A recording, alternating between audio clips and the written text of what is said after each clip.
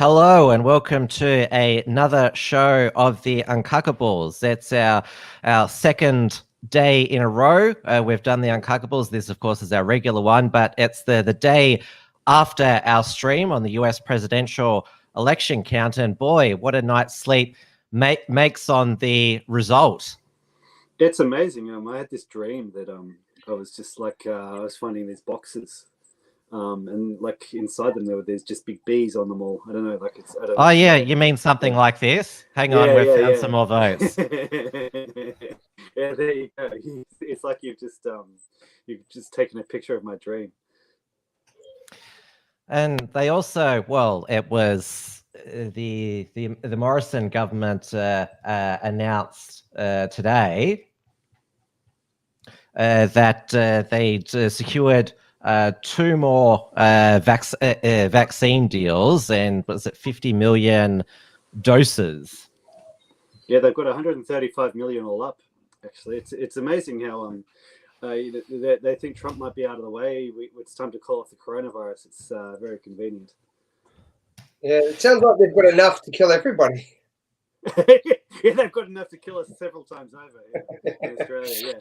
Yeah, because there's 50 million they're announcing new today, and they already had like a good 80 million, already 85 million already. Yeah. So basically, you'll have a menu of coronavirus vaccines, a cocktail at your disposal. Yes, yeah, that's it. It's enough to sterilize us all about 5 times over. Yeah. So this is. I always forget to do screen share before we've started, so I only get around to doing it when we're on air. But it says, two more potential. It just says potential coronavirus vaccines secured for Australia.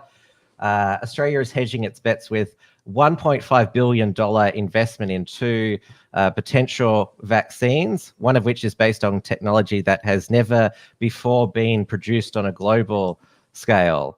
So 50 million more doses through two new agreements with companies Novavax, Pfizer, and Biotech. Both vaccine candidates currently in stage 3 clinical trials, and supplies will begin arriving in Australia early 2021 if they are proven safe and effective. So the new agreements, Australia has secured access to 134 million potential doses of 4 different vaccines, including the University of Oxford one, at the cost of 3.2 billion. So Novavax is a protein-based vaccine based on technology that has been used for decades. The other vaccine developed by Pfizer and German company Biotech contains genetic material messenger called mRNA. So it has Health Secretary Brendan Murphy, used to be the Chief Medical Officer of Australia, said, given that the government has decided to buy a small number of doses at first option, if this turns out to be the most successful vaccine, obviously there's a capacity to buy more. So yeah, intriguing. As I said, intriguing timing. They're announcing this, once they think Trump might be out of the way, that pesky little populist. What's also intriguing, a few days ago in New South Wales, they announced that they're mandating the use of QR codes by small business by venues. So basically, that they're outsourcing Big Brother roles to small business, essentially. Like the small business will be required to keep electronic records of everybody. So it's like it's just another way to add the data to sort of. It's just another way to add to all the data that's retained on us all. So how are they going to place it? That's what I know, because there's obviously going to be a percentage of businesses that won't go along with that. Absolutely.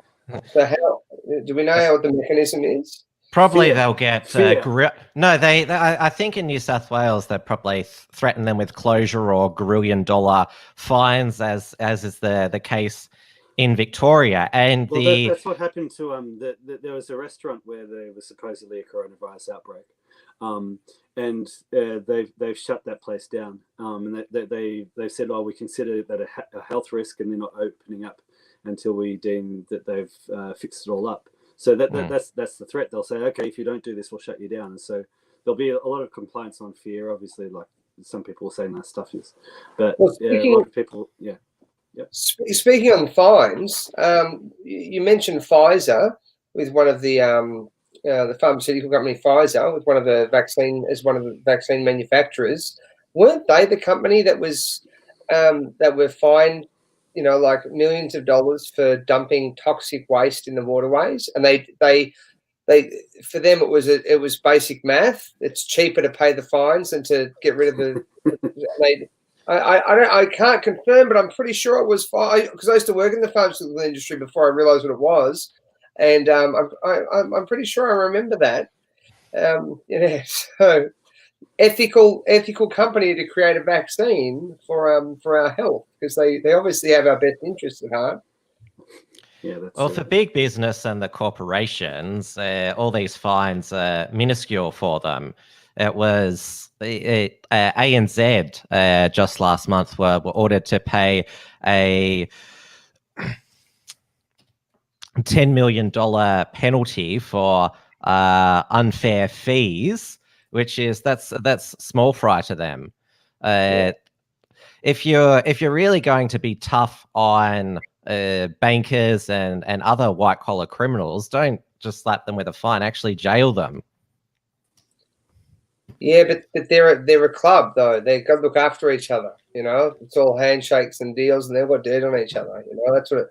Because if it wasn't, if it was all happening by chance, we would have some wins sometimes, and it doesn't seem like we have a win ever.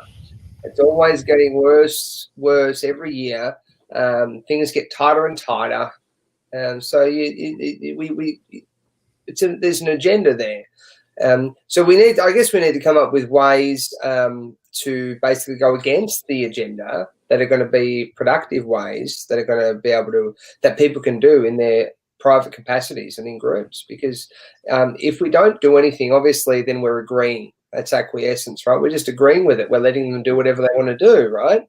They want to get rid of cash because they want to control where the money goes. They want to have the ability and freedom to go into your account and take out money if they think that you owe them money. I mean, that'll be the social credit system. So we go into your account and or you get a fine and you get the money taken. So you're guilty until proven innocent, and then you've got to then go say, hey, no, I didn't do that. You've taken too much money and I can't feed my family. This is the system that we're. Yeah, and I think they've given us disclosure on this because there's plenty of movies out there that have a similar society, that they've created in these movies that we can visualize and see, and we can see it coming to fruition quickly. They've been prepping us for years and years on all of this. One of the ones that I like to mention is always The Matrix. Like I know it's the movie The Matrix has come in handy, like it's given us the concept of the red pill. But the speech by Agent Smith, where he tells Morpheus that humans are all a disease on the planet. I've got a theory that the movie makers in the Hellmouth in Hollywood will often use the bad guy to introduce an idea into people's minds that they want us to think. They want us to think that we humans are a disease and we need to get rid of ourselves. Well, that's Agenda 2021. That's sustainable development. That's what it is. Yeah. Staying on movies for a moment, I watched the original Terminator for the first time a couple of weeks ago. And of course, the premise of that series is the robots turn on the humans. That's been made in so many movies. Yeah, I was going to say, yeah, so original. Yeah, but they did it quite well with Terminator. Yeah, but there has never been in real life a substantive evidence of that. It's been one of these paranoid things. But when I was watching it, I was like, no, human beings are always the greatest threat to themselves. They're always going to be the biggest monsters more than machines. Well, what we have learnt from all these movies is that no matter how vicious and technologically advanced these robots are, they never will stand a chance against humanity. That's right. So why not make them all? Because we've been prepped with that. We always win, so we might as well make great big scary robots that have all this power. Because remember those movies, and they never hurt them. Yeah. Never hurt people. People always won. Well, that's these two themes kind of sum up where we're going. Basically, depopulation. Like that's like if we look at like one of the end goals of what's going on, like finding a way to convince a huge proportion of the world to take these vaccines. Like, why would you do that? Yeah. I spoke to my mate. Actually, it was a family member, but he works for a university in a legal department, and he was talking about some technology that this university had created. I'm not going to name the university because I don't want to upset the family, but basically he said that they were making this device that can communicate with your brain and your body. It's like a medium in between. It's some sort of like a microchip, like an implant that can communicate with your brain and to your body. And he said it's just amazing. And I went, really? I don't know if that's amazing. I don't know. It might be amazing. I think it's a scary thought. And he said, no, it's great. He said, look, Obama's backing it and all this. I'm like, well, that makes me really worried that he's backing it. And I said to him, think about how that could be used for evil. And he goes, oh yeah. He's a smart guy. He's smart. It's like Terminator Rise of the Machines. It's his exact words. He said that's like Terminator Rise of the Machines. So I said exactly, right? So this technology obviously that has the potential to do these crazy things, and they're obviously. I don't know. Do you think that they maybe have? Because it's like these movies come out and then the technology comes out later, or is it that they're planning this and then they make a movie about it and then it comes out later? I mean, you got to wonder whether the chicken comes first or the egg. I think losing Dave too. Screenwriters and directors, obviously, they are well-connected people and know a lot of what is going on in the field of science and technology.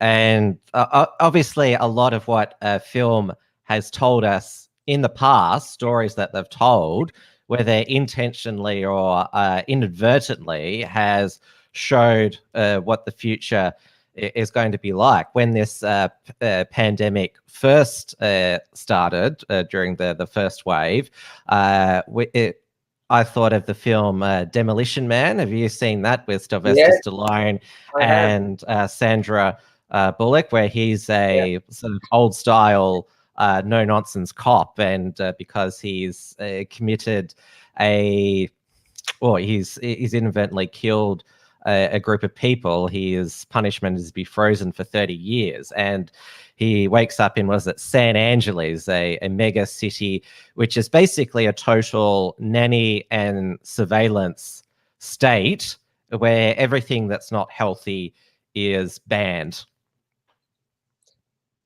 What an awful world. I don't know what's worse, if the 1984 or the Demolition Man world's worse. I don't know.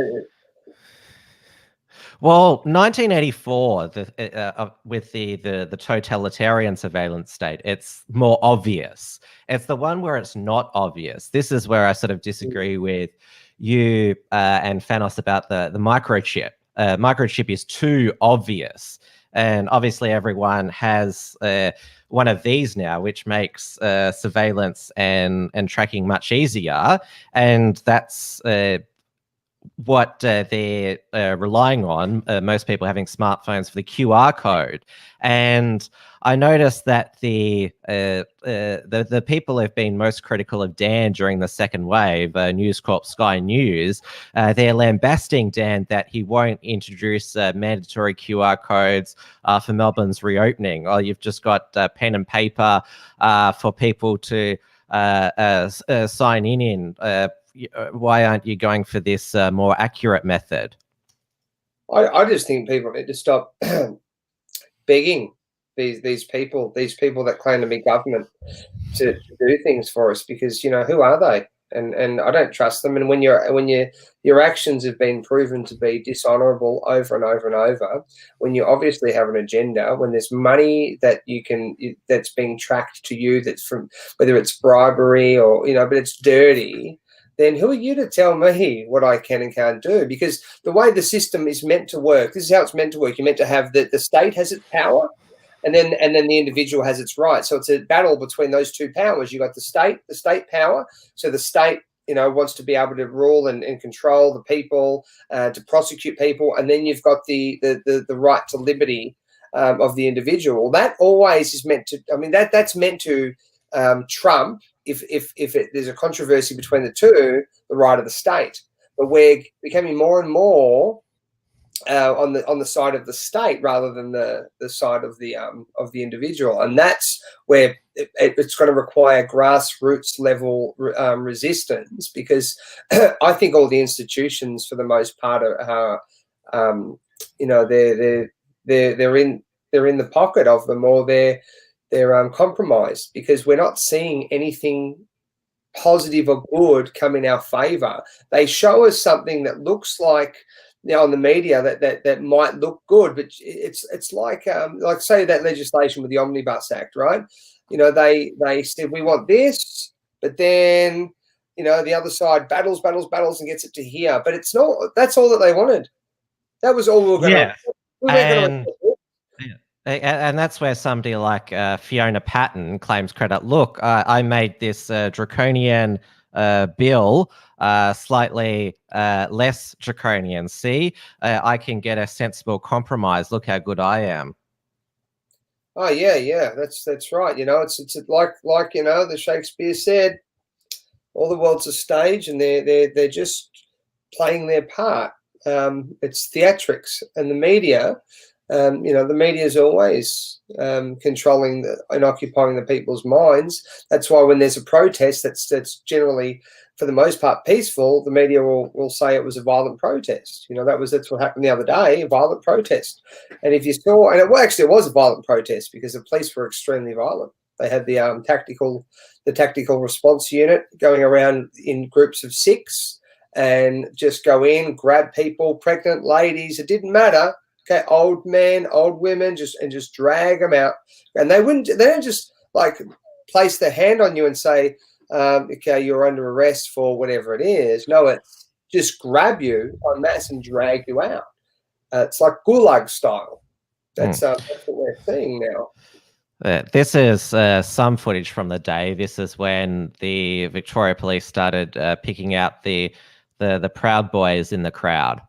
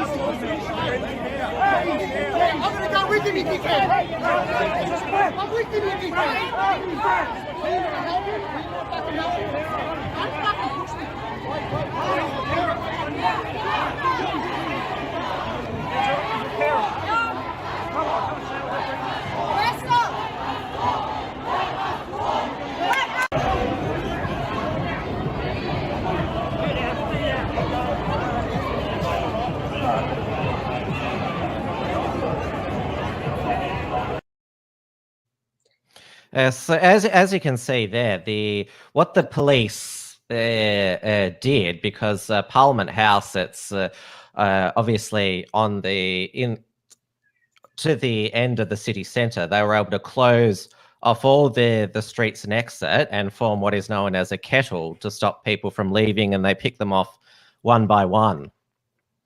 That was not a real good one to show. That was very mild compared to what was really happening. There was some really violent abuse of power with the police, and there's some. I don't know. Can I share screen on your or not? Because if you I look, think so. let me have a look. I'll just check. I think I Or can. send me it in the private chat. Oh yeah, that's what I'll do. I'll send it to you. I'll send it to you now. That's the guy. Yeah. I'm just getting used to this new But that computer. was what the Victoria Police went on for several hours. They just kept closing them all in until they can get them off one by one. I just sent you one there that you can have a look at. We can have a look at Jazz's one when he got us. You know, they were assaulted as well. There's just plenty of it. They were just really. I'm not sure if the sound will work here. Can you hear that? I can't hear it now. But you Can should the be audience able. hear it?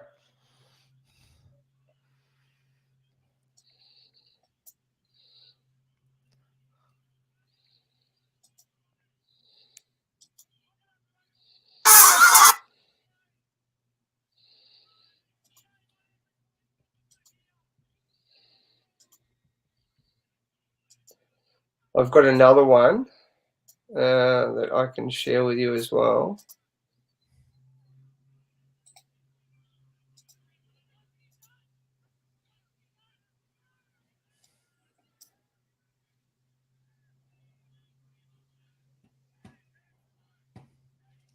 Yeah, the audience can't hear it, which is unfortunate, but they can see it. Yeah, if you just skip it forward a little bit, you should be able to. Will it work if you know what? I think it'll work if I share screen. I think it will work. Yeah, you try it.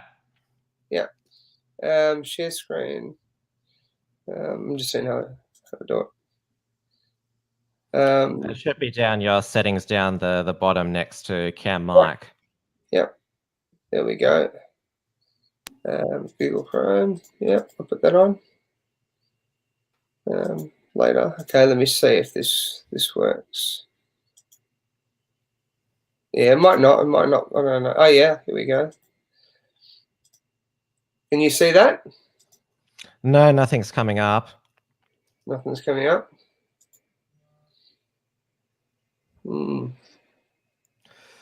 Yeah, maybe it takes a bit of time. I don't know. Yeah, it's not. Oh, here it is here. Oh, I did have it there. Now it's just so here. it takes a moment. It takes a moment. All right, so I'll do it again. And have a look at just my screen. Yep, share. All right, it'll come up in a sec. Oh, you gotta go across to the video. Play the video now because you're in. Yeah. Is that it? Yeah. Okay. All right. Yeah, I can hear that.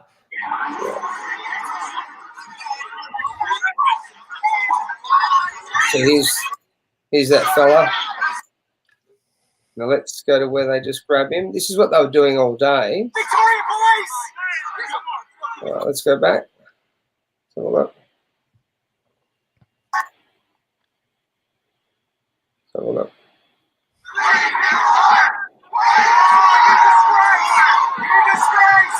So they're all trapped there. Yep.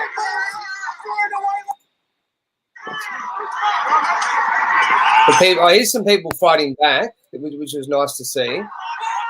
People were having to scrap back with them because they were trapped there for 2 hours. They were basically they were arrested, but they were detained, but they weren't told what they were being detained for. And they kept asking, "Why are we being detained? Why are we being detained?" And Marty Fokker did a really good video.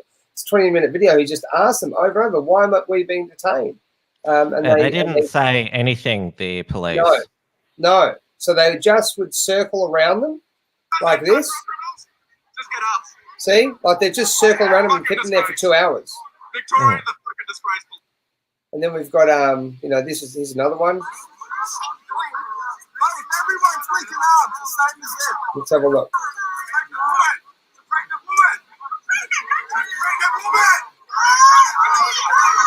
They're the red Vic pole. Yeah. So let's have a look at that again, just so you can see Here they come. They come in, the tactical response unit. They come in, no reason, just, yep. And there's 6 of them. And they just grab, push the lady, grab somebody.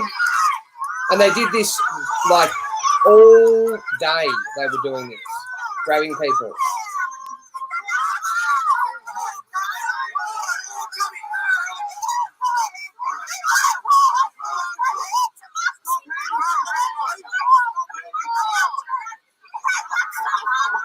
So they're obviously.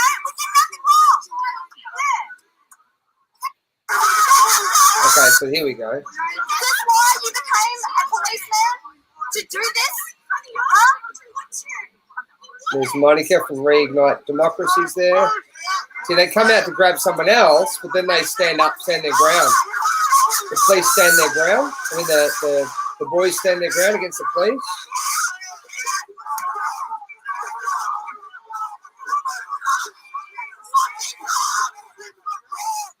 And then, so they back away, but then you see what comes next. They just spray everybody, okay? So without any regard for anybody else. Just like they are doing now. Grabbing us if we're all together. And then they just look at them creep up. They creep up.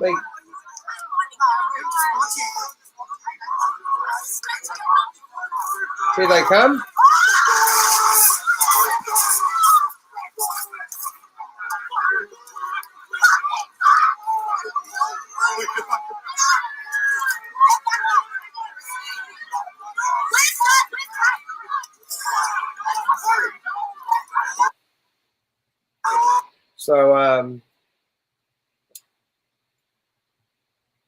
So there you go. Like, that's the sort of thing, going out grabbing people for no reason, just to grab them, and so when you get arrested in the Victorian Act and in the Crimes Act, you're meant to be told, and in the Human Rights Charter, you're meant to be told why you are being arrested for. What's the reason for the arrest? Why are you being detained? Yeah, there's a difference between arrest and detain. It's detainment. It's detainment. You have to be told why you're being detained. And do you know whether Victoria Police declared that a designated area? Because under that power, they can pretty much do whatever they want, search and seizures, anything. Yeah, they can't just go out insulting people though. That's what they, I know they think that they can because they've got special powers, right? But and they've also got the backing of Dan. He'll defend. That's right. That's right. At every point this year. And they arrested and handcuffed Liberal Democrats MLC David Limbrick, fined him and his media advisor $1,652. He attended the BLM rallies back in June and noticed it was a very different conduct from Victoria Police, even though the Black Lives Matter protesters were clearly breaching the coronavirus restrictions. Well, what we saw, and I was there for about half of the day. The police were detaining people without telling them why they're being detained. They weren't detaining everybody. They were using force and violence against people, but it wasn't warranted. There was no reason for it. And this is disproportionate force. So they're using force, excessive force, when it's not justifiable force. If you have a look at this, if you give me 1 sec, I know I don't want to hijack your show. I just want to show this to people because it's really simple. I shared it on my Facebook. It had about 240 shares on it, and people were, they appreciated this information. But if you have a look, has that come up yet? The human rights. Yeah. So Section 21 of the Human Rights Charter, okay? Every person has the right to liberty and security. A person must not be subjected to arbitrary arrest or detention. So that's what's happening. It's arbitrary when they just arrest and isolate some people but not others, and just keep them isolated but not the others. A person must not be deprived of liberty except on grounds and in accordance with procedures established by law. Now, and this is law. What we're reading is law. Now, this is the key. This is the kicker. Person who is arrested or detained must be informed at the time of the arrest or detention of the reason for the arrest or detention, and must be promptly informed about any proceedings to be brought against him or her. That they don't do that anymore. They don't follow that anymore. And this isn't just listed in the Human Rights Charter. There's other acts that basically express the exact same principle, that you need to be told why you're being arrested. What's the reasoning for that arrest? Yeah, but this is not about human rights, as Dan Andrews said. It's about human life, even though we've got 20 active cases now in the state of Victoria. We've had 6 days of 0, and it basically sounds like that, because what Dan, he took the 4 days Cup long weekend off. A lot of people suspect that he was visiting his family up in Queensland. And he also chastised people at the beach going for a swim, not having a mask on. This is what he said. We just don't want to see any more scenes of people too close together and people not wearing their masks. Make good choices for safety. It's still lurking there, the corona virus. It's still smouldering. It is fragile, and it will not last if every Victorian doesn't play their part. And he said about the protest, it is shameful behaviour. Absolutely shameful behavior. And he also said about behavior from them. Everything that they do is shameful now, and people are becoming aware of it. I mean, you just go look at the US election, and we can see, there's fraud there. It's going to be exposed soon. We see a guy that apparently got voted in that can't even speak properly. He can't even. There's a lot of skeletons in those closets coming out. So all of this stuff that's happening, I think that they're just rule. There's always been a ruling class, but this ruling class are now they're changing. They're bringing us back down. We've become too enlightened, too much knowledge. We're having like a bit of a renaissance period where we're starting to learn things. We're learning about the law. People are getting into groups again. They're uniting together. They're becoming aware of the reality of who they are, what everything is about, and they're doing things on another level. And now we're getting brought back down to nothing. We used to flourish in like business was doing really well 10 years ago. My business, it was amazing when I first started in business. I remember that even taxation. I mean, I won't pay them any income tax now. But back in the day, it was easy, and then they started to bring in more and more taxation, more and more measures. Then they changed the prerequisites for GST and everything. And this is what they do.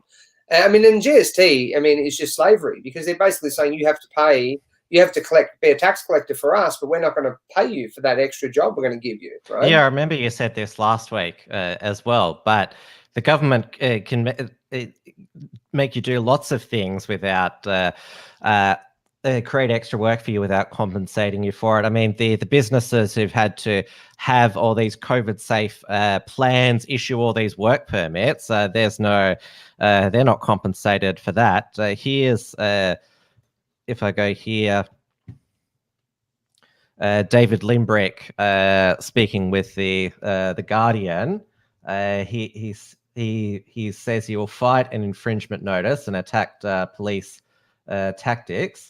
Victorian MP fined for attending anti-lockdown protest in Melbourne has said the group should have been allowed to rally despite COVID-19 guidelines banning large gatherings and some attendees holding fringe views. And this is the other thing, that because the news show Jackie Dundee calling COVID-19 a hoax, which is her right. You can say it's an absurd view, but why it shouldn't matter. Like, you're only allowed to protest with certain views, like acceptable views. If suddenly if they're considered too out there, that you deserve to get arrested and pepper sprayed.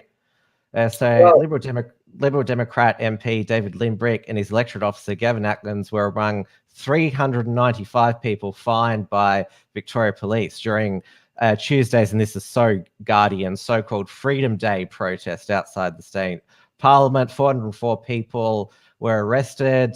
Well, I wonder if they're including the people arrested multiple times, like Jared Searby was arrested 3 times and issued penalty infringement notices for offences such as not wearing a mask, breaching a public gathering directions, travelling more than 25 kilometres from home, assaulting police and failing to state their name and address. What was the reason for them? So, you know, when they came over and they pepper sprayed in that area, right? And they did this multiple times. Were they thinking about the rights of the individual then? Were they thinking about whether their little children there? Because there were children present at that day. Now, I wouldn't take my little ones to a protest because I know that they'd probably target me and because I'm with my kids, you know. So, but imagine pepper spraying a bunch of kids. What if someone had a pram there and the kids got pepper sprayed with that? You know, I mean, I don't think it sounds like they probably wouldn't. It wouldn't care too much the way that they are acting at the moment. I saw that Rafael Fernandez shared after Tuesday. It has the Victoria police officer in that split thing with the Nazi SAS officer saying, I was just following orders. Well, it sounds like there's some members of Victoria Police who relish following those orders and are glad to follow those orders. I used to have some guys train at my gym, and there was a few of them, they were police officers, and I don't know, they might have been in that tactical response unit. They used to train at my gym, and I've had some police, quite a few police over the years that have trained at my gym, and I've had some really good ones, real good blokes, okay? One bloke used to train with me, and he was awesome, like just a ripper bloke, right? But these guys, I remember they were talking about these new guns that they were going to get, that they were getting, and they were like, they were semi-automatic rifles, and I said, they were talking about it. There was two blokes and a lady, and they were just like, they were young guys too. They were like, yeah, this is awesome. Can't wait to get those new guns. And I said to them, why do you need those sorts of guns? Like, what's the purpose for it? You know that we're an unarmed population now. Why do you need them? And they gave me like this dirty look, like, well, because we, you know, and it was like, we want them. We want more power. And it became very awkward. They didn't come back to the gym, believe it or not, after that. But it was an awkward thing because I just knew it was wrong, that relishing in the power.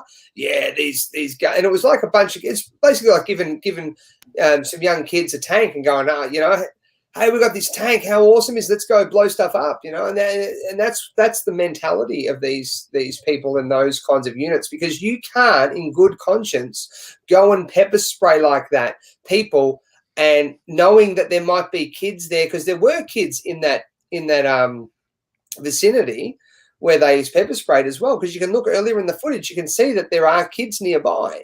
And to do that and think that that's okay to treat people like that. So the right of the individual is no longer really important anymore. It's the right of the state to control and dominate you. That's what matters more. And that's the difference with communism or socialism and obviously our society was always built on the individual liberty comes first, and you know, and not the other way around. And there's like case law where this has been mentioned, where you know, it's better for a guilty man to be to not be jailed than an innocent man to be jailed, because we value in this society the rights of the individual over the rights of the state to prosecute. But what they're doing is they're dishing out violence without any accountability, and I think it's going to actually end up coming to a head where the people are going to have to fight back.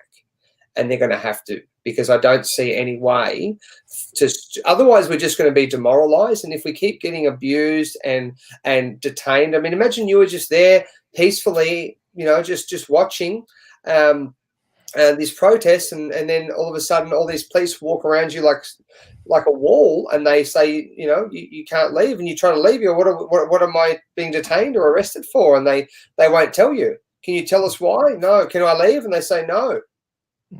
So Joel, that is the most crazy change and extreme measure and extreme change I think we've ever seen in this country, in the history of this country. Sadly, as a lot of commentators have pointed out, there's still a lot of Stockholm syndrome in Melbourne. I mean, or there were those polls, but then again, we've seen how wrong polls are that still give Dan a net positive approval rating for his handling of the pandemic.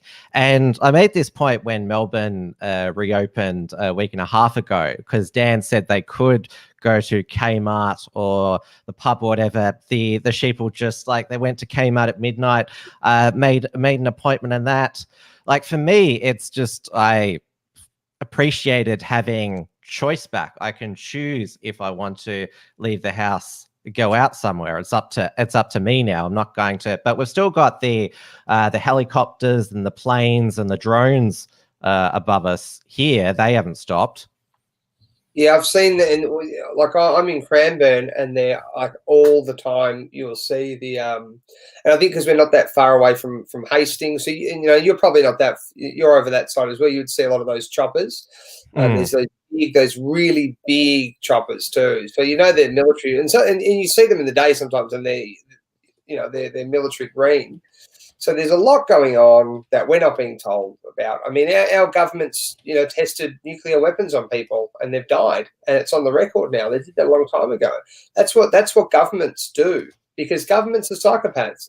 Governments don't have empathy or humanity, because it's actually a whole bunch of people in different positions that really want that money and that power, that'll do anything to get it.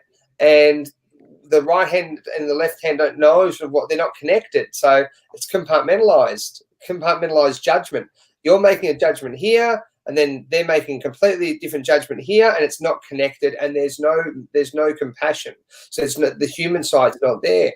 And people are becoming very aware of it, I think, overall. I think you can bring things up on that level and talk to people, and that's all I do is talk to people. I go around, I speak all the time. I talk to people on the phone. I talk to people on the street, and there is something changing, and I think people have started to wake up to reality in the last sort of 5 or 6 years, and they're starting to realize things aren't right, and that's obvious because we're seeing the world change so dramatically as well.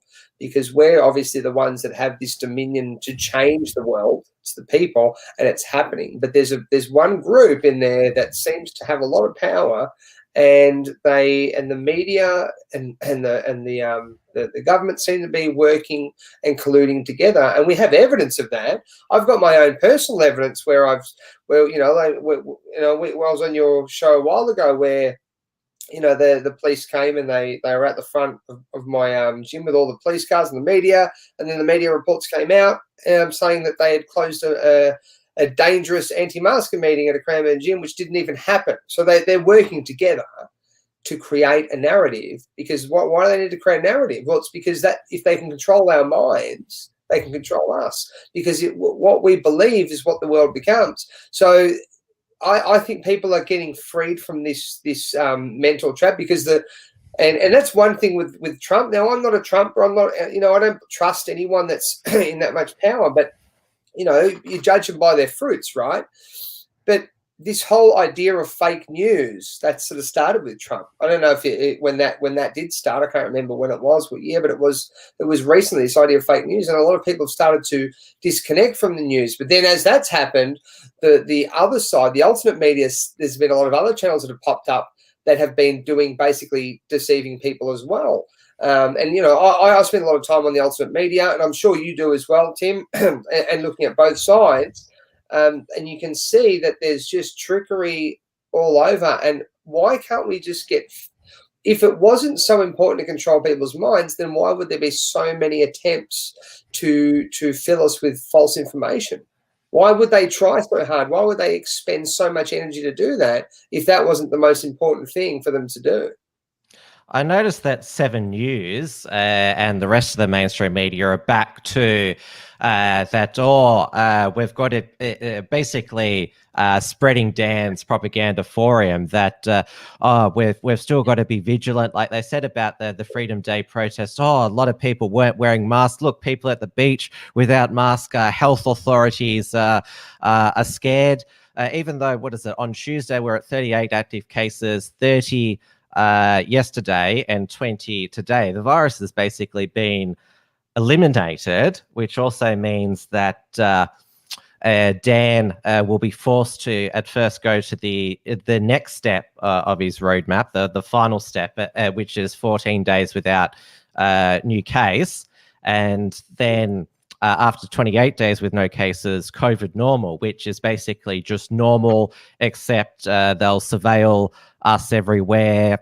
You'll have to sign in to everywhere. They even want you to keep a record of who visits your private home. I mean, that's how insane it is. That's when the public are trying to take over the private.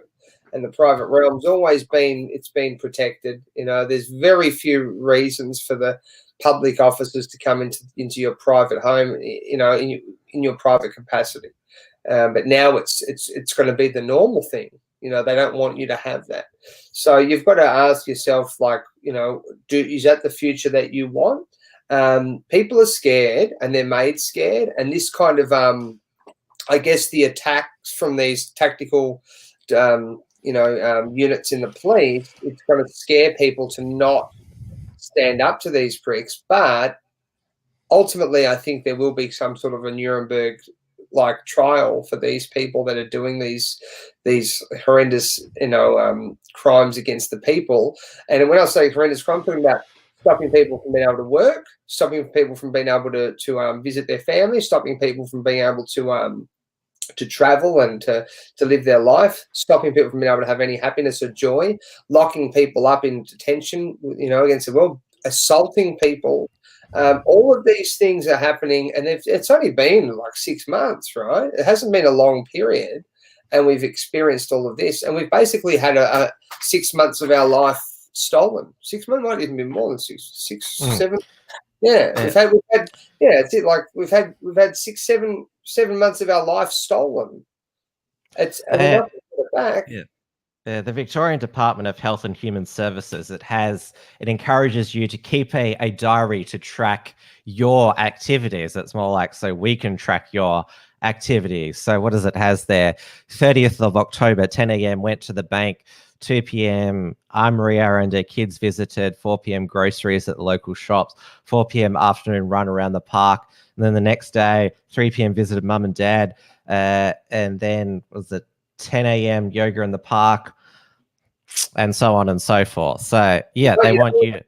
You don't want to mess. You want to make sure you're really accurate with those, because what if the COVID safe police turn up and there's a half an hour discrepancy in there? You might get arrested for that. There's half an hour here. You go, I made a mistake. No, we don't believe that you've made a mistake, because I think you're you know what I mean? Like it's so ridiculous. Anyone with a brain needs to just say, I'm not doing it. I'm not going to. And you have your right to self-defense. You're allowed to defend yourself if you're assaulted or someone tries to steal. There's actually like three reasons that you can defend yourself or others. It says or others in the Crimes Act section 322K, and I mean I don't really care about the legislation that much, because what's right and wrong is right and wrong regardless. But I just try to find the place in where it exists in legislation, so that you can, because some people believe in legislation, and I believe it has its place, but you don't have to legislate right or wrong. It is what it is. But you can defend yourself if someone assaults you or someone else. You can go into bat for them. If they steal your property, you can defend your property. You can use force for that as well, and you can defend your liberty. If someone tries to put you into deprive you of your liberty, you have every right to defend yourself, and you're allowed to use force. And so, what would the police do if say there was a big number of people that decided to go and basically. They saw the police going and grabbing people. So they saw the police grab another pregnant woman for nothing, and then the people went, "That's it," and they saw it, and we went after those police. The people can arrest the police too, because when the police commit those kinds of acts, arrest them. Yeah, I've heard you speak about this before, but as things stand, the police have endless resources and toys to keep the dissident masses, and as I mentioned before, there's still vast majority of the population. They still believe that COVID is a threat, and they're glad that Dan has tamed the second wave, and so they're just grateful to be let out. If you have a look at elections in Australia and New Zealand this year, all the incumbents who agreed with the hard public health response in Queensland, ACT, Northern Territory, New Zealand, all got re-elected, and so that is obviously shows that the sheeple, at least in the South Pacific nations, the Tasman nations, that they're still scared of this virus and want. Where Australia and New Zealand are very dependent nations on government. They expect or want government to go over and beyond here, and more so in Victoria, which is, it's not surprising that this has been reported by the Australian Bureau of Statistics. Tens of thousands leave Melbourne after first COVID-19 wave. So data released by the ABS showed 25,000 people abandoned Melbourne in the June quarter before a second wave of coronavirus intensified across Victoria. And I know a few people who did escape before that second lockdown. Yeah. There was a net loss of 8,000 people for Greater Melbourne in June quarter, compared with 2,200 in the previous quarter. And it'll be interesting to see the September quarter, given we're still in lockdown. In net terms, Victoria only gained people from Western Australia, which is Stephen Wells's stomping ground, who's just joined us now. 100 Victorians went to 100 Western Australians came to Victoria, lost most to Queensland. Victoria had a net loss of people to New South Wales. So we have the ring of steel around separating Melburnians from regional Victorians coming down on the 9th of November in Glasgow-Gickley, and is going to tear down the New South Wales-Victoria border on November 23rd. Dan Andrews said about it, this is very good news, not just for those who live close to the border, but indeed all Victorians. But then he said, but again, I would urge all Victorians, don't be going to Sydney for Christmas unless you absolutely have to. If you want a summer holiday, we have lots of opportunities here. So Dan is basically, even though you can, I don't want you to leave. Well, what was I going to say? When we're talking about the people leaving the state, right? Mm. You know, I don't think it's going to matter, because I think whatever happens here is going to end up, you know. But that's right. We're talking about the votes in the South Pacific, in the elections. But I wonder if that's all make believe too, because the media's make believe. What you know, so I wonder, you know, I think this whole thing's a big scam. I'm not saying there isn't something that exists called COVID-19. I don't know. There might be, there might not be, but but definitely the whole platform that they're using is a lie. The media is a lie. I would suggest that the elections are a lie as well. And I know. Okay, I'll give you my own personal experience when we had the election for in our area. So I ran some security for our candidate in my area. She's from Cranbourne as well, and she was a Liberal candidate, and she did the best campaign. She did an amazing. Is this Anne-Marie Hermans? Yeah, Anne-Marie. Yeah, and we were with her, and she did an awesome campaign. And what we know from different people that were scrutinising, and they weren't skilled at knowing how to scrutinise properly. They weren't trained properly.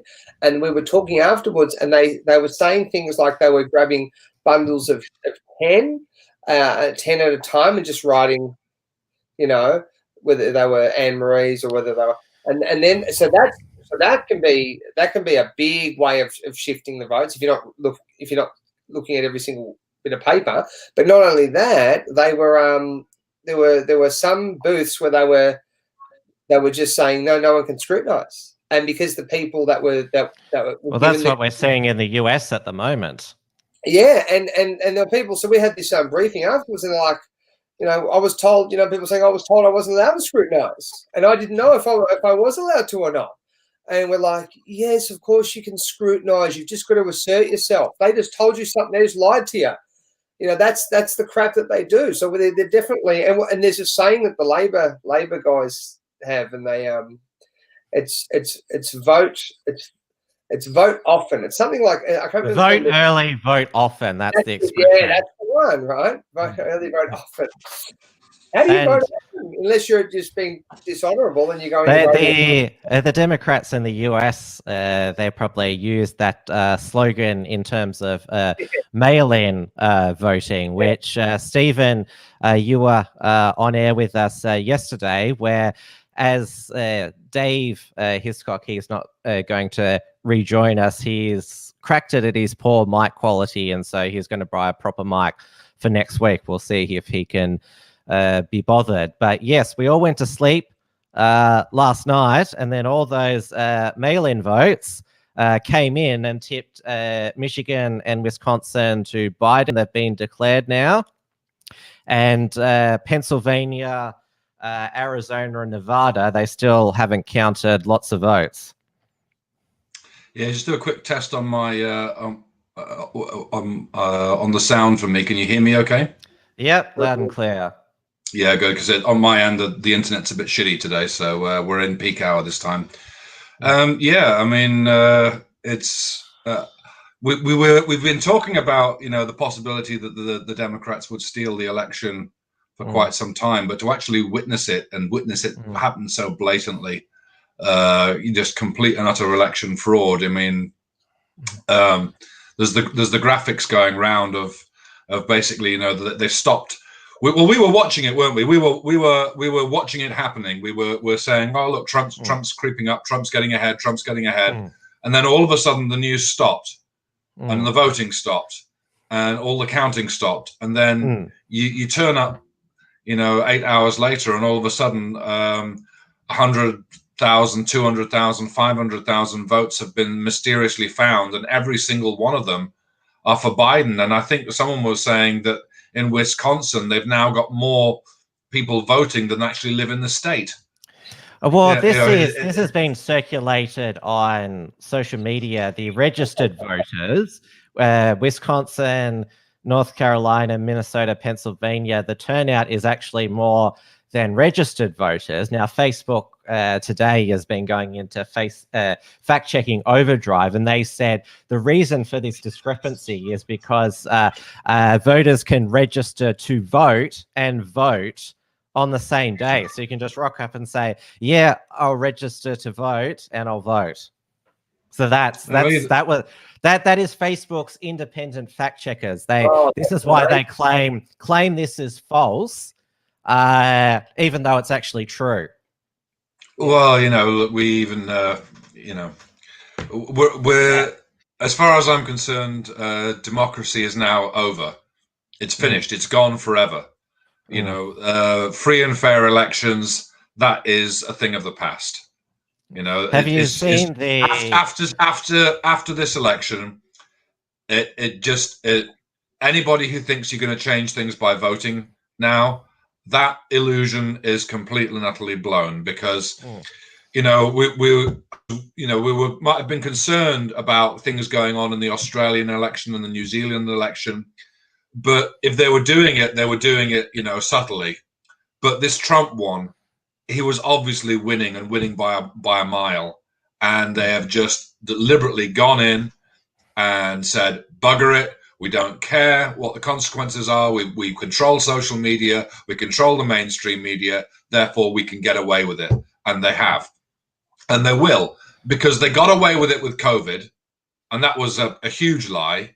So why won't they get away with it with this? All the grillion doses of all the vaccines have just been announced today, and they're even saying now that there's a small chance the Oxford COVID vaccine might be ready by Christmas. So it might save the people of the UK from a Christmas lockdown and the UK police raiding their Christmas dinners.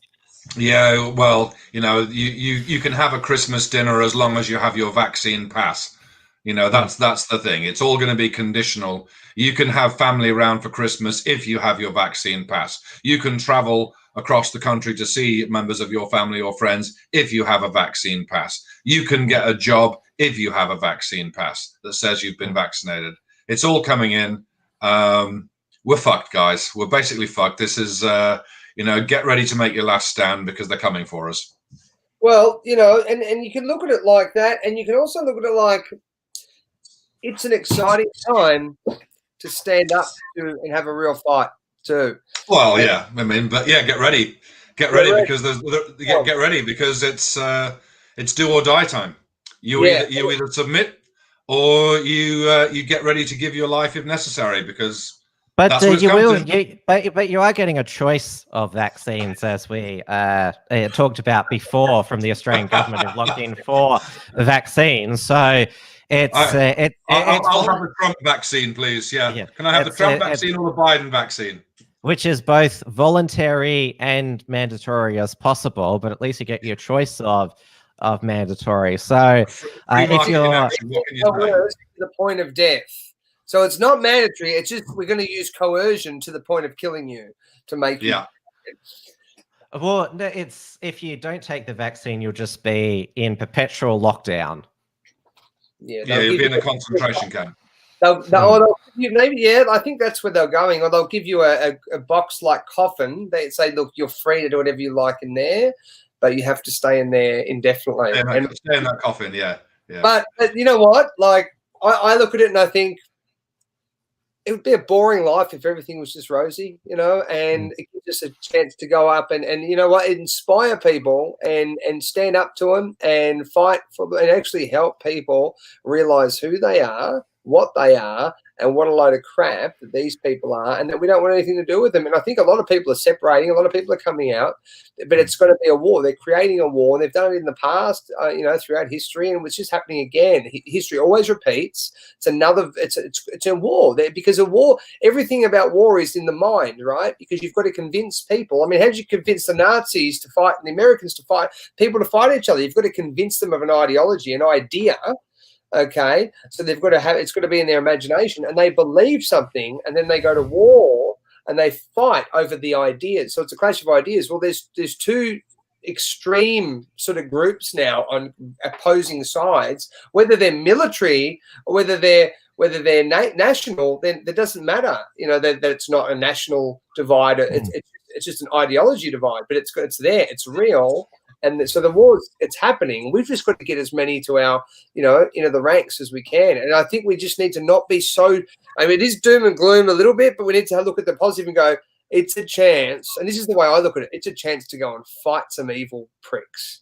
And, and we're completely justified in doing it because what they're doing is evil. Yeah, absolutely. I want to tell you a little funny story before you go on. My day job is a delivery driver, and I've had a sod of a day. I've only just got home. But what was funny was I delivered to 2 people today who were in quarantine. All right, and both of them live out in the middle of fucking nowhere. Right, like in the you've got to drive down a country road. The house is nowhere near anybody else's house. No one can see us. Like literally, no one can see us. And I come to the door and I knock on the door, and they come to the door and they say, "Oh, I can't sign for it. I'm in quarantine." I went, "Yeah, that's okay. I'm not allowed to let you sign for it because of the government's stupid regulations. I can't even take a signature. I can give you your box and you can touch the box that I've just touched, but you can't touch my little thingy. And obviously you can't come out because you're in quarantine, and there might be somebody watching us, fucking nobody for miles. But she's scared shitless of stepping outside the house in case she breaks quarantine." And I says to her, I said to both of them, I like COVID's a scam. I think COVID's a scam. She said, "Oh yes, I agree with you," and she still wouldn't come out. But that's psychological warfare. It is proof of it, because she's so scared of something that's not even real. You know, there's no one there. You're not going to get, but she's just scared of it. She's overpowered. Well, I mean, she's the one who's in quarantine because she might infect somebody else. So she says, and I've got my tests back, and they were negative, and they still won't let me out. And I'm like, step outside your house, bitch. You know, yeah, it's like, no one can see you. You know, you live on a fucking farm, for Christ's sake. You know. Yeah, she might be positive though the next day, because we've had a few positives like that where it's been negative, and then positive. So she could test positive there. Well, yeah. Well, all they have to do is up the number of amplification cycles on the PCR test on the next one, and then she'll be positive. Now let's turn to the what is they're referred to as the ballot dumps overnight, which have put Biden into the lead. And I've actually got some exclusive footage of some of this ballot dumping that took place. So I'll just play it for you now. Let's vote!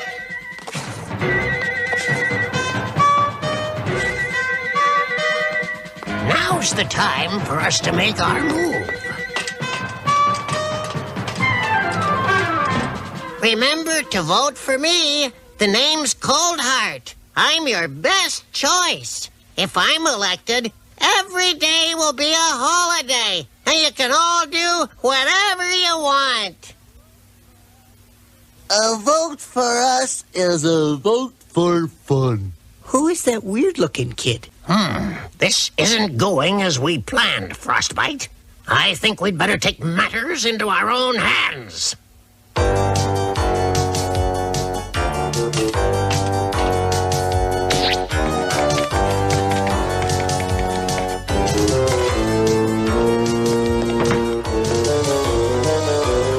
Frostbite and I will help count the ballots.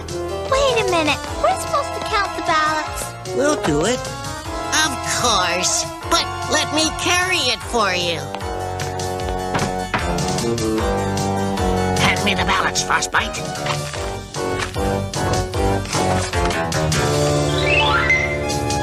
Here's another vote for that Coldheart kid. He's winning. It's not possible.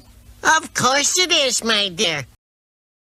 Sorry, that wasn't the actual footage, but it's probably how it looked with that. He looks like Joe Biden, doesn't he?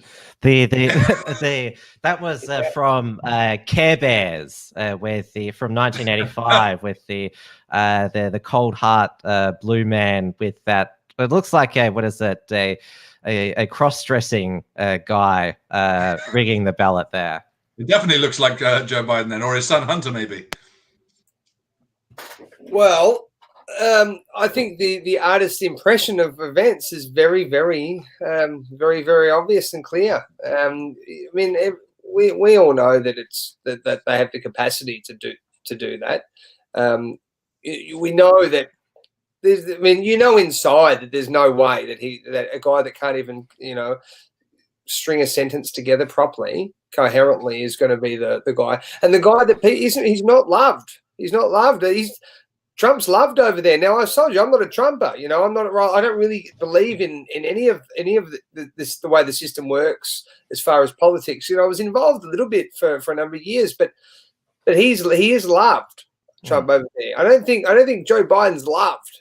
I think there's probably desperate. No, he is, but they just all stayed at home because of COVID. But don't forget that Joe Biden admitted his voter fraud operation. Secondly, we're in a situation where we have put together, and you guys did it for our administration, the President Obama's administration before this. We have put together, I think, the most extensive and inclusive voter fraud organization in the history of American politics. Now, Facebook fact-checked that again today, saying, no, he didn't admit it. He misspoke. Yeah, we know he misspoke. Whether it was a Freudian slip or not is a matter of interpretation. I think he's the most likely to have a Freudian slip due to his incapacity to be able to sentence, words together coherently. I mean, the guy's. I think he's definitely he's senile. You know, he doesn't have the capacity. And that's why he says things that he shouldn't say all the time. And when I say that, I mean he actually tells us the truth sometimes. Mhm. And that is actually what he said. The voter fraud. What do you call it? A voter fraud organisation. Freudian slip. Yes. And he Voter did it for fraud. Obama as well. Oh, Yeah. There you go. Have you also heard that because these swing states, Michigan, Wisconsin, Pennsylvania, they all have Democrat state governors, and in the US, each state determines how the election is going to be conducted. There's the governor and attorney general of Pennsylvania, which Trump is still ahead by. They claim there's still 1 million more votes out, but apparently there's a lot of old voters in Michigan who were born in the early 20th century and also 19th century. Yeah, and he's just doing Daniel Jason Lemon, 1850. Yeah. We should ask him what sort of a diet he's on because he's doing really well. Like, what's the secret, mate? Yeah. And you can even in Michigan check whether your ballot has been received as a over 100-year-old. Oh, wow.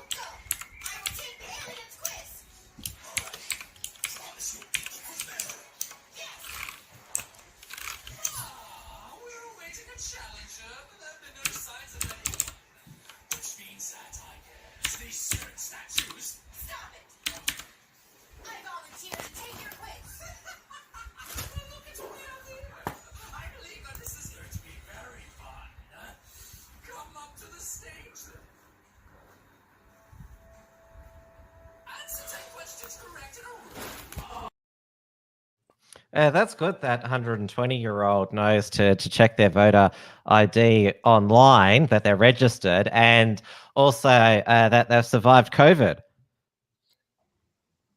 Yeah, it must be on the hydroxychloroquine, eh? Good idea, Steve. Well, the evidence is there. It's how do you, because Biden's administration is going to take control of so many things now, and departments in the government, they're going to have control of it because people just follow the authority. Well, he's in now, so I've got to follow him. But I think there's going to be a lot of people that won't, that will go the other way regardless. People know, and there is a bit of momentum behind this. We've got to win. We've got to preserve our liberty. There's a lot of that in the US. I haven't been there for a couple of years, but when I was over there last time, there was a big sort of movement for liberty over there. And I was in Arizona when I was there, and then I went up to northern Idaho, and they're states that are very very conservative states.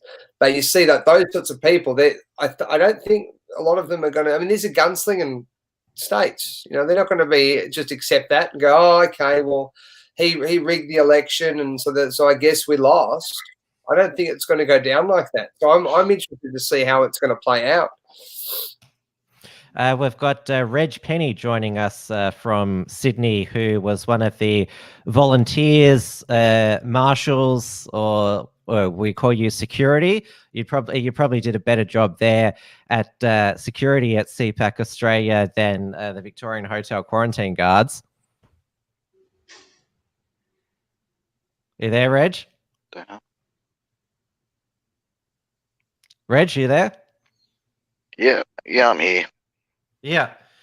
We're just talking about you made sure that the venue was commie-free yesterday. Yeah. Yeah, it was good, One was there and then just buggered off and all that, Mm. Oh, well, they could only muster one this year. They got, thanks to Christina Keneally's diatribe speech in the Senate, which you could sort of argue incited protest against CPAC Australia. One of the attendees got a coffee poured on him. But yeah, just the one this year. Maybe they were being good little statists and staying at home because of COVID.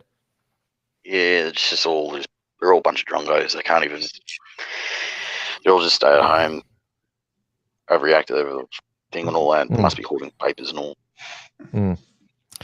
I saw that SBS did a It's just feature one of them just on stood there and just there, get confronted it all, and SBS did a feature on CPAC Australia and spoke with some of the attendees. Did you meet all of these people? So there's Blake Stage. Alan Jones was there. Oh yeah. Yep. And it was all. Somebody it said was that there really was good. only 35 people who attended CPAC Australia. Is that true? Fake news. So over between 7,500 and all that. Here's another one I here. saw a lot of streams Restaurant. all like showing the crowd and all that. So yeah, turn out. Yeah, they've got here Wollongong restaurant manager James Duarte. Did you meet him? I haven't met him. I only seen too many faces, mate. But I think I saw a couple of people there in it. And you issued the mainstream media their fake news passes. Yeah, I saw it. I saw one of those passes. It's actually hilarious. If the Unshackled, every time when the media comes in, they're like shocked. If the Unshackled was allowed to go up there because the borders between Victoria and New South Wales are closed, would there be some real news passes there for us? Maybe. Yeah, probably. I'll probably let the management know, and they will. Yeah. Yeah, because you need two types of media passes. So obviously, when SBS come in, you give them the fake news pass. And then there's they did a feature. Yeah, that's on, right. somebody It's just every time when all the media comes in and. They did a feature on somebody we all know, Dougal Cameron, who was there covering it for Carnage House Productions. Yeah, he was all right, He was there with his brothers and all that. It's not just him. Theobald Trim was there, and familiar faces are there as well. What do you make of the overnight results when we all went to bed? Shocking.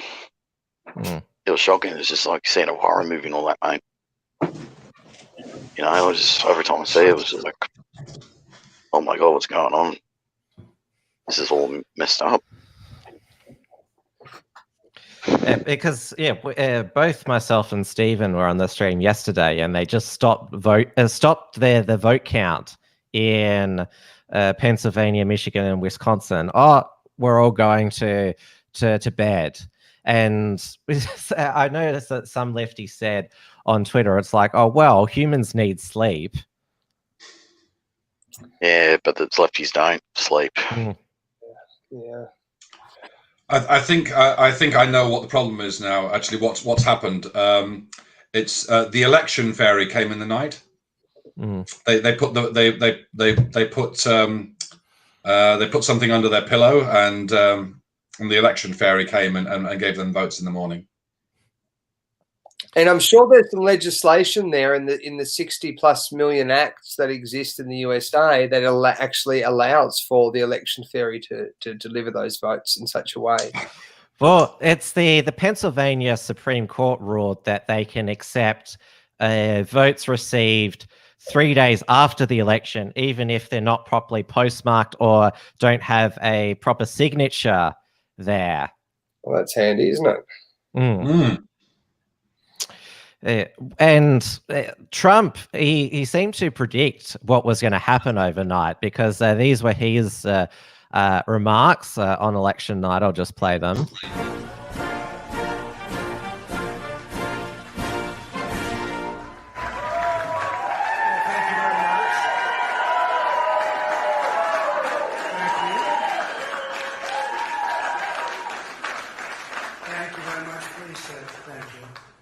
This is without question the latest news conference I've ever had.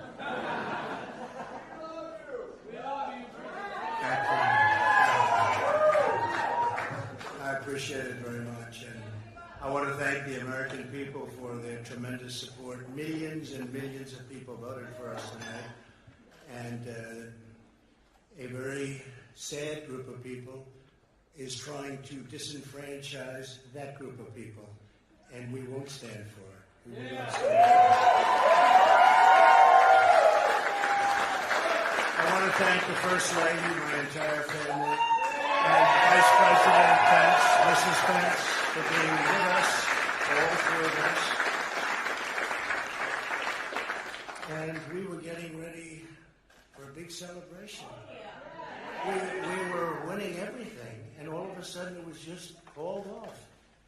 The results tonight have been phenomenal, and we are getting ready. I mean, literally, we were just all set to get outside and just celebrate something that was so beautiful, so good. Such a vote, such a success. The citizens of this country have come out in record numbers. This is a record. There's never been anything like it. To support our incredible movement. We won states that we weren't expected to win. Florida, we didn't win it. We won it by a lot.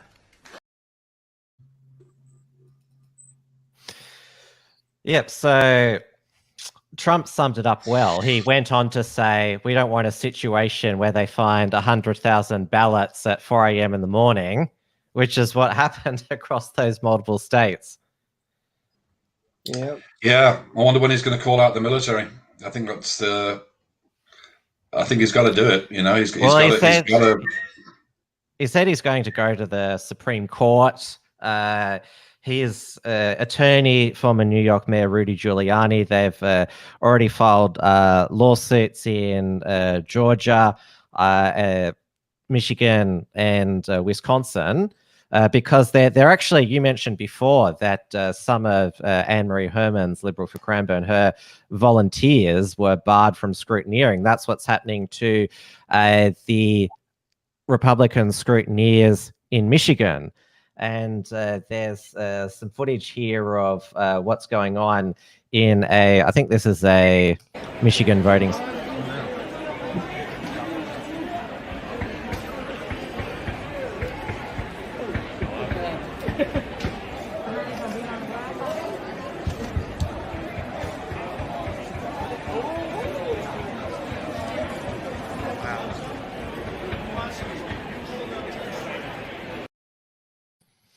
So the people get out of that guy. Yeah, kick the fucking shit out of that guy is all I can say. It's like if you're witnessing something like that, get in there and physically stop the fucker. You know, at some point, you've just got to say enough is enough, and we're at the point where enough is enough.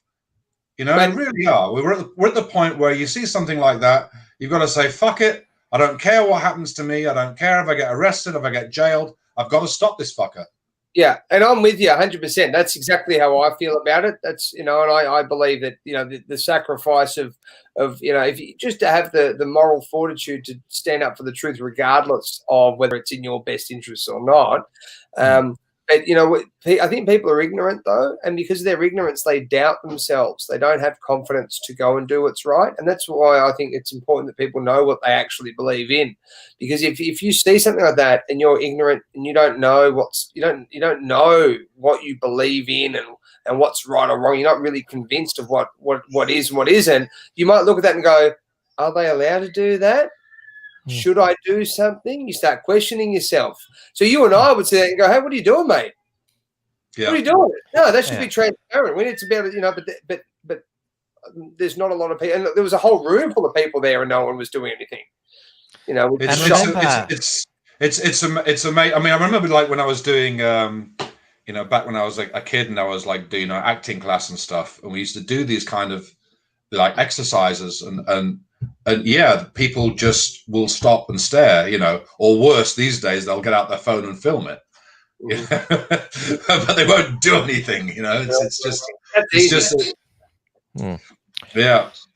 You know, like I get amazed at all the women who get, you know, these women who are getting like abused by the police, and these guys are standing around with a camera going, "What are you doing, mate?" and holding the camera. Put the fucking camera down. I know. Go and do something, because they're scared.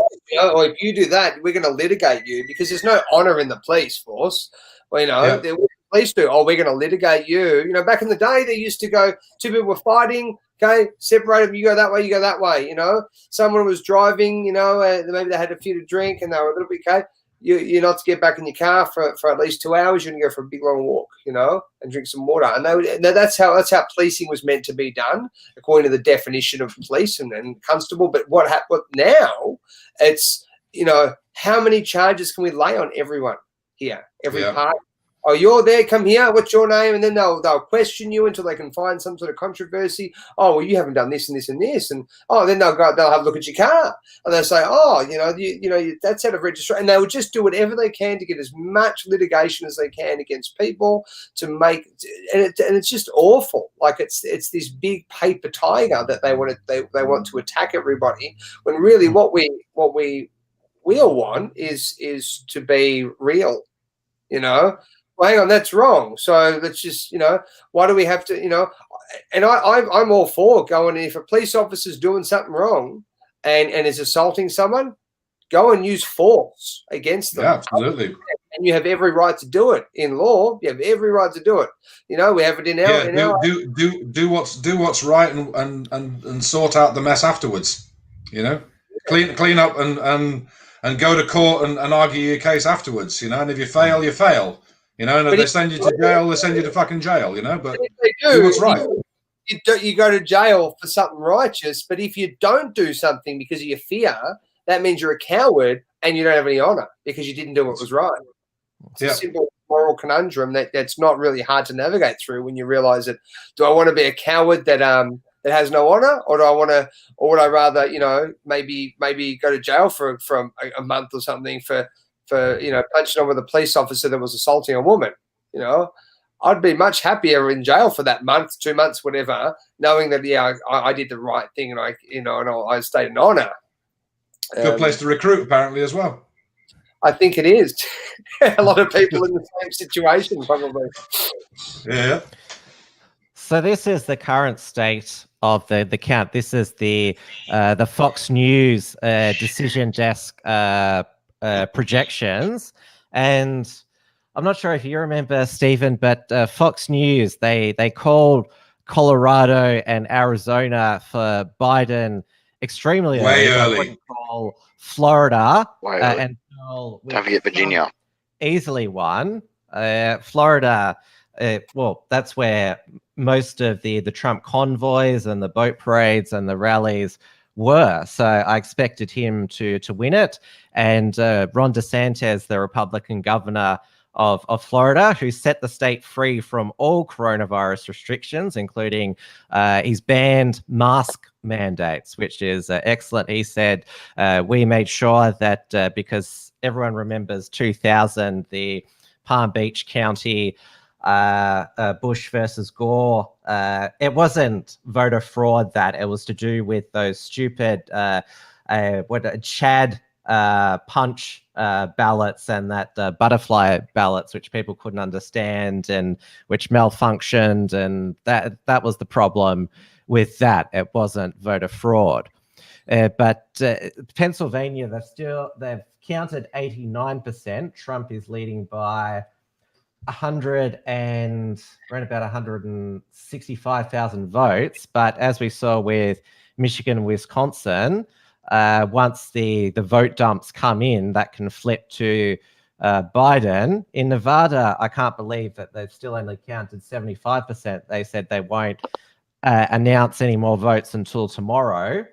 Biden is only just ahead at the moment by 8,000 votes. And then Arizona, which Fox News called extremely early, they're still only 88% counted, with Biden is 69,000 ahead. But if you look at the popular vote, we knew Biden was going to win it.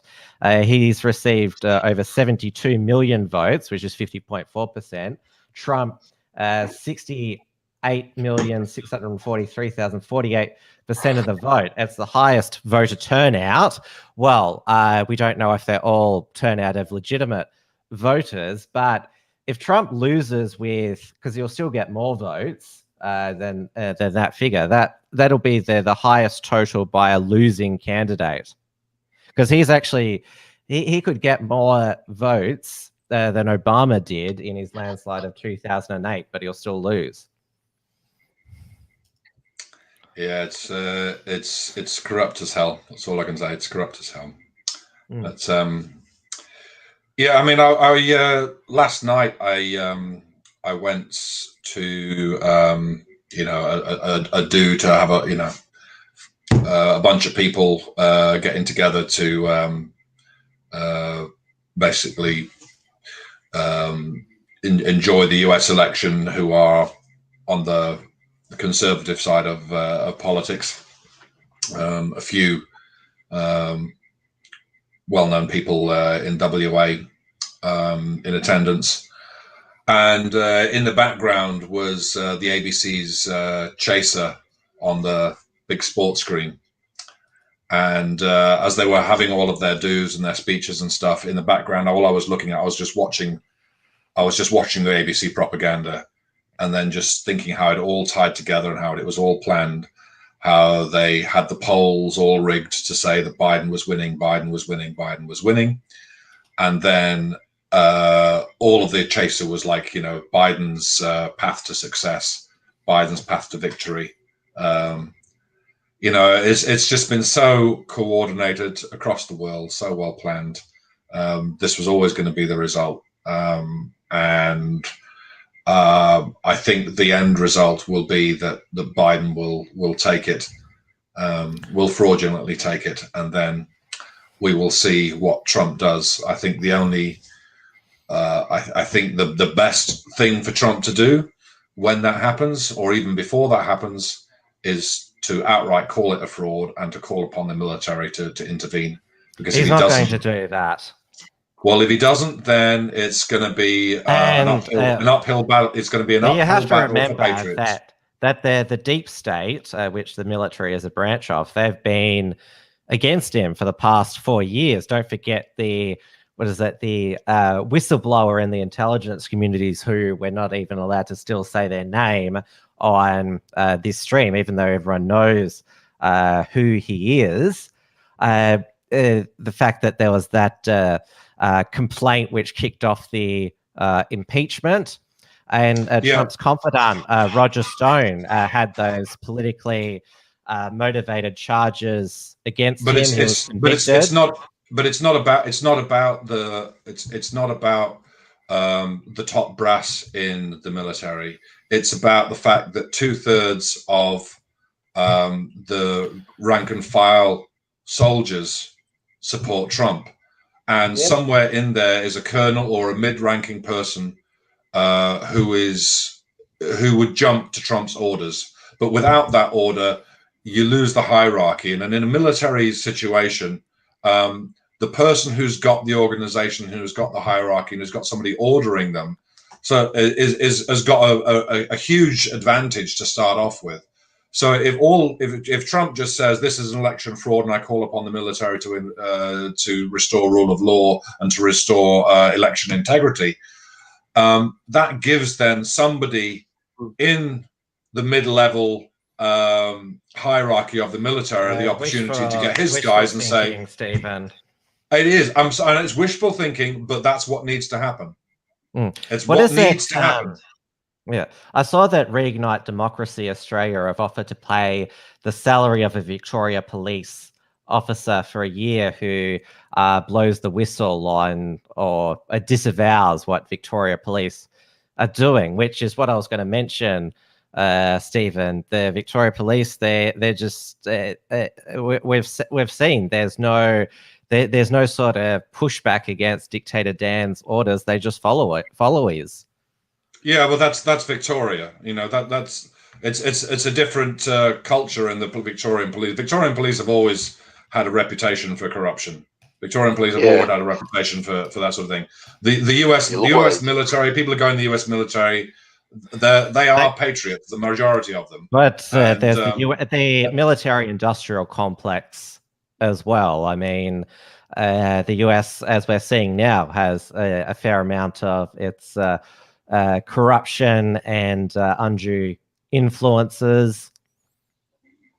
Yeah, it does. Look, I mean, the globalists have been working overtime to get their people in the right positions of power and stuff.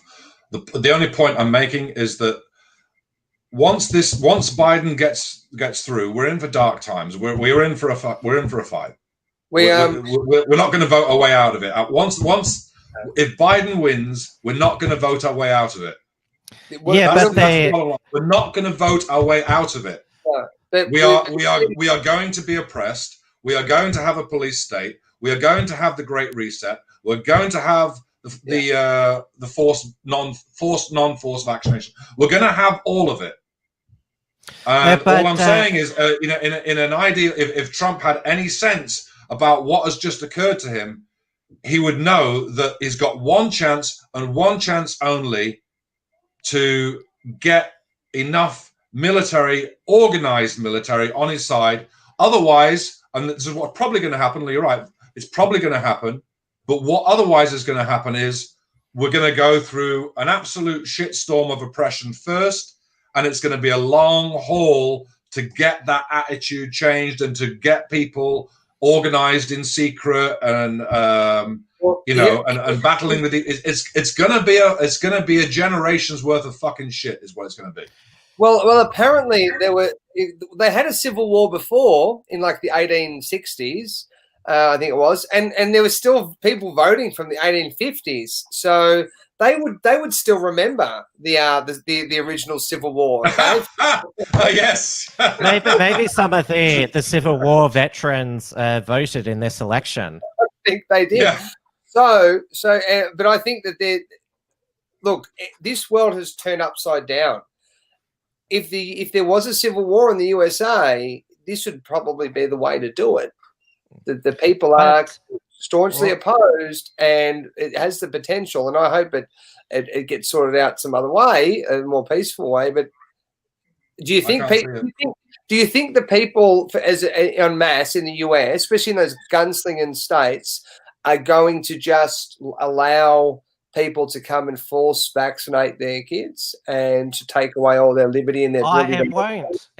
Not in the US. I mean, they haven't been able to enforce mask mandates in the US. It's not like in Victoria where they've been choking people who are not wearing a mask. Over in the US, it's always been liberty and prosperity over basically getting freaked out and wanting to shut down over this virus. I mean, the slogan of the state of New Hampshire, for example, is live free or die. Another popular expression is give me liberty or give me death.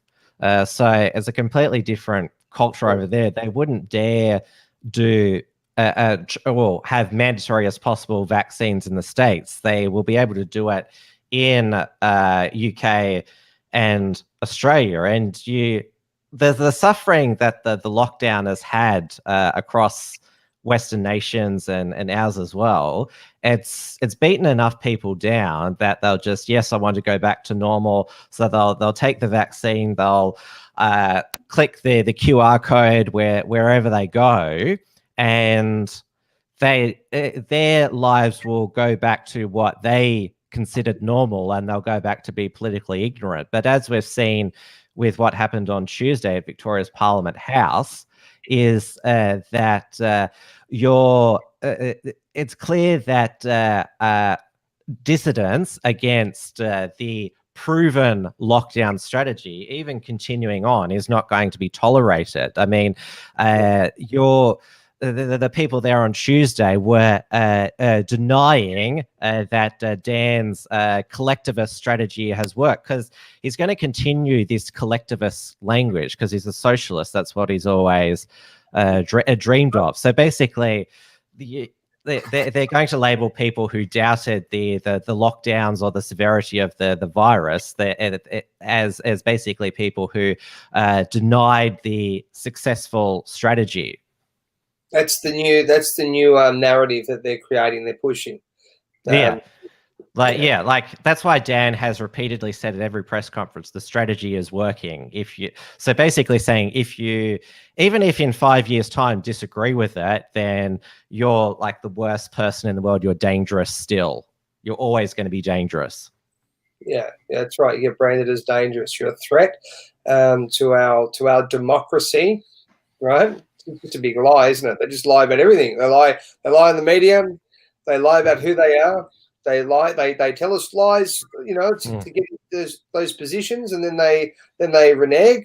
They they lie about they lie and they commit fraudulent elections. What else do we need to wake people up to say, you know what, we got to get rid of it. We got to go grassroots level. But the problem is, if you try to organise, people to do something en masse. I've got to be careful what I say because this stuff gets monitored, and if you say the wrong thing, the police turn up to your house like they have to my house on 4 occasions late at night. That's what they do, and that's what all evil regimes do. They turn up out late at night. Yeah, and that's why I'm saying, America's got one chance, because otherwise they'll find themselves in the same situation where anybody who speaks out or talks about resistance will simply get a knock on the door, and then before anything gets organized, it'll be shut down. You don't think it can happen, but I mean, they did it in East Germany quite successfully, and everyone talks about how Anglo-Saxons are different and have this spirit of resistance. Well, they didn't fucking succeed in East Germany for 40 odd years, and haven't succeeded in China, and they're not succeeding in Australia, and they haven't succeeded in Britain, and they won't succeed in the US either. If Biden gets in, next step is he gets removed because he's dementia. Kamala Harris becomes president, and then it starts. And once it's started, it's a long generational road back. It's like I'm prepared to die for my principles, but I'm under no illusions that if I die for my principles, it's not going to change things. It's not going to change things if my kids die for their principles. Maybe their grandkids, maybe their great-grandkids. Maybe it'll be like Christianity in the beginning, and it takes 400 years before the movement and before the conviction grows enough inside people that enough people are prepared to sacrifice for it. But once totalitarianism is in place, it's bloody hard to stop it. It's bloody hard to resist it. It does. If you read George Orwell, and he talks. And Winston's in room 101, and he's saying Winston's trying to argue that the working class people will eventually rise up, and the oppressor basically says, the working class people just do what they tell them. They always have done.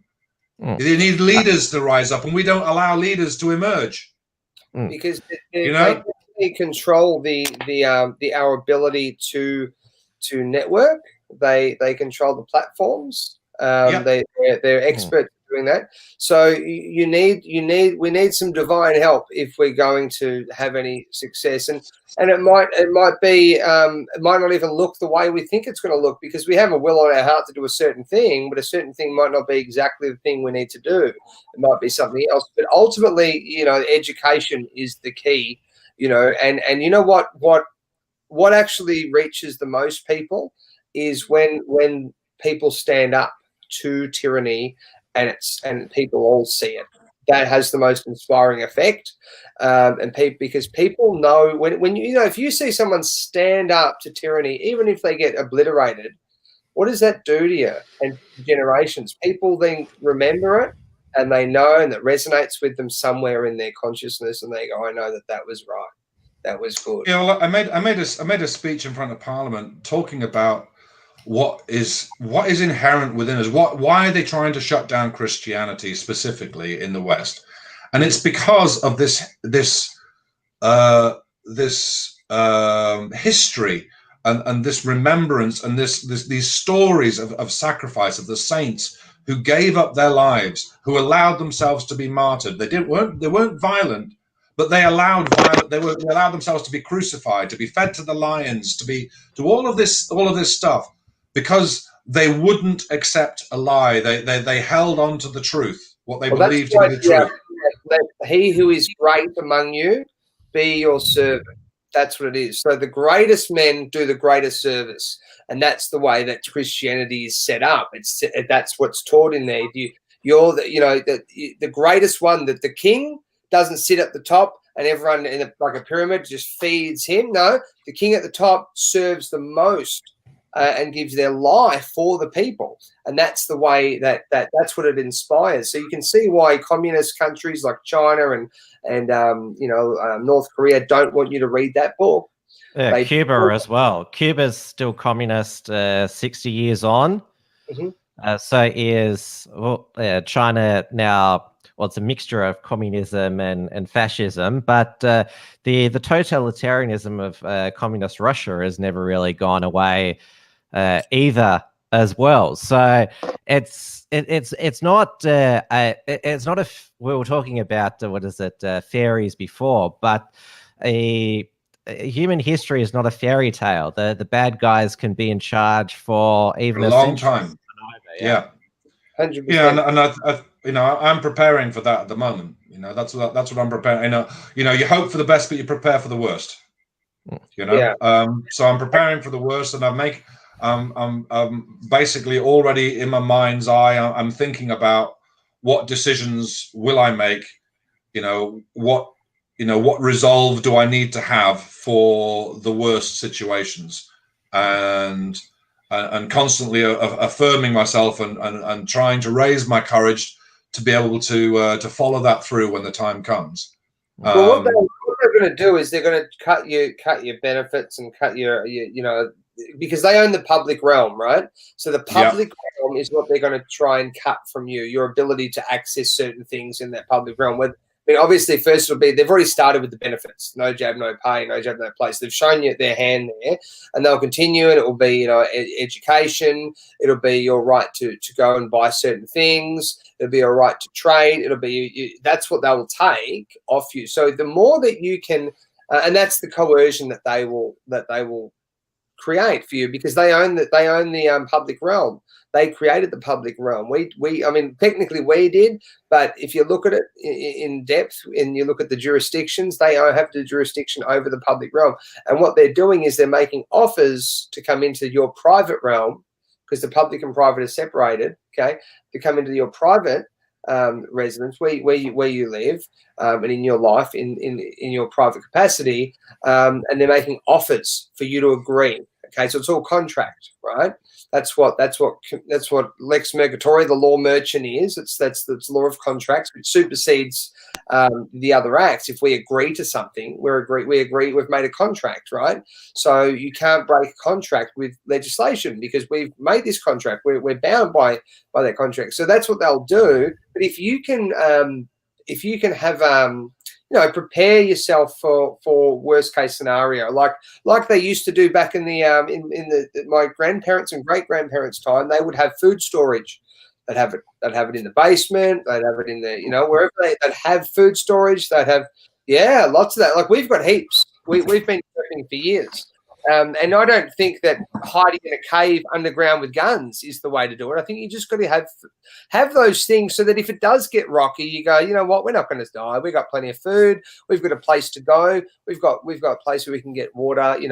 Ultimately, there we have medicine. We have things, so we have time. But remember, there's people that are going to love you and care for you if you've got a good community around you as well.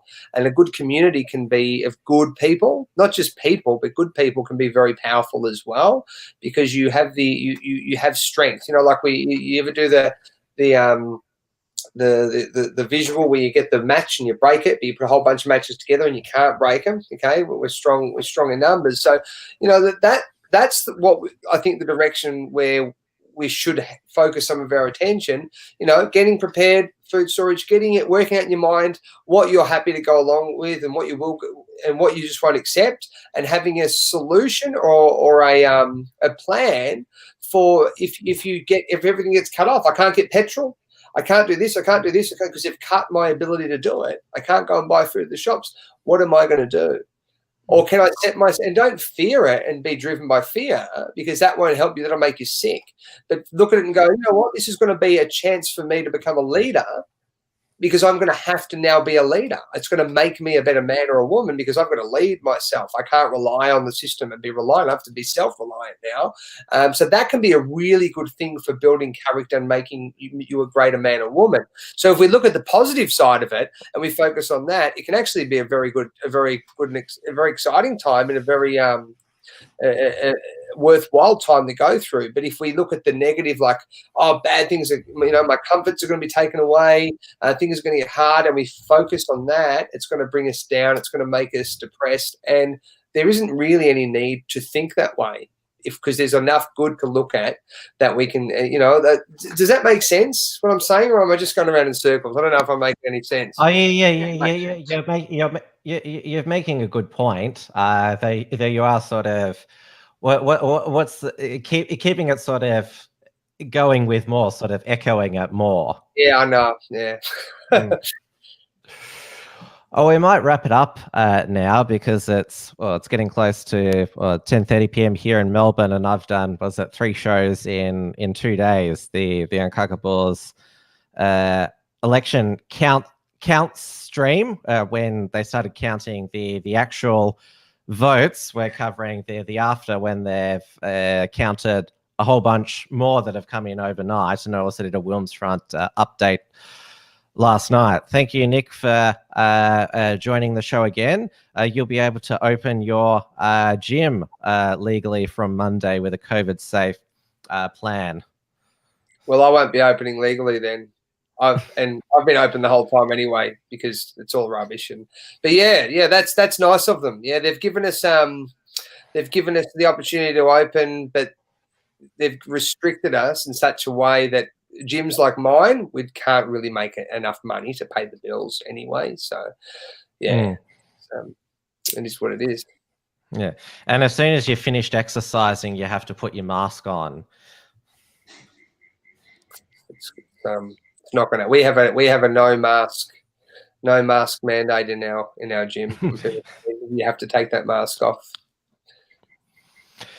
And Stephen, your state is going to be open from next week to everyone apart from us, disease-ridden Victorians, because we've got 20 active cases, and also those disease-ridden New South Wales people. Oh well, if it keeps you away from me, Tim, that'll be all right. I'm fine. Just kidding.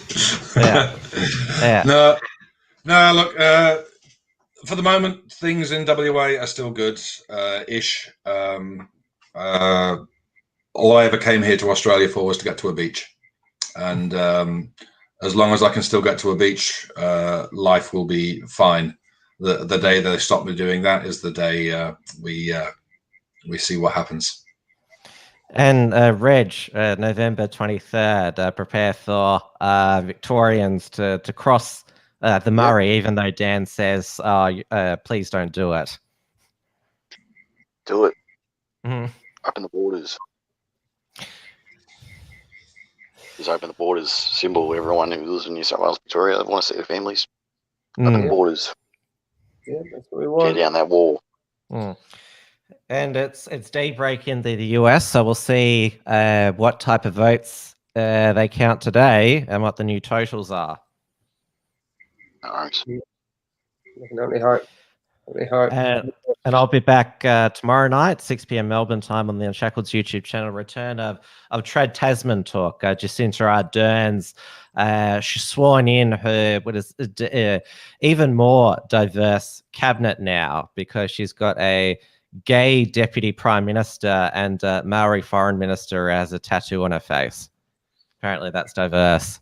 Not only is she Maori, but has a facial tattoo. And don't you dare say anything against it.